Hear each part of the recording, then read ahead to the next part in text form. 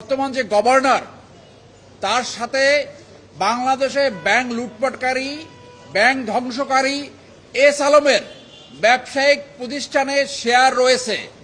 ভাবে একজন loan defaulter ছিল। এছাড়াও পত্রিকায় বের হয়েছে এই এবং তার যোগসাজশ রয়েছে। ধারণা করা হয় এস আলম ম্যানিপুলেট করে তাকে এইখানে গভর্নর হিসেবে নিয়োগ করতে সমর্থ হয়েছে। 5ই আগস্টের পরে এই ধরনের নিয়োগ জনগণ প্রত্যাখ্যান করেছে। আপনারা সোশ্যাল মিডিয়া এবং পেপার পত্রিকায় বিভিন্ন ধরনের আলোচনা সমালোচনা এবং পর্যালোচনা দেখেছেন। সাধারণ মানুষ এটাকে ভালোভাবে নেয়নি। 5ই আগস্টের পরে এই ধরনের নিয়োগের ক্ষেত্রে মানুষ অত্যন্ত এগ্রিভড হয়েছে।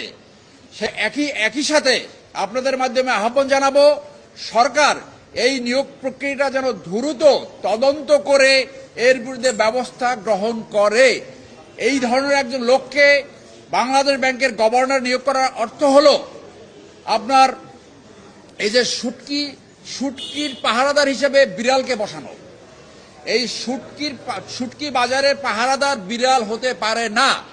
তিনি বাংলাদেশ ব্যাংকের গভর্নর হওয়ার সাথে সাথে কোনো একটি ব্যাংকে 1000 কোটি টাকা ইতিমধ্যে সেখানে দিয়েছেন এবং আরও জানা যায় তার বাবার একটা ইন্ডাস্ট্রি, সেই ইন্ডাস্ট্রিতে সে 800 কোটি টাকা লোন দেওয়ার ব্যবস্থা করেছেন।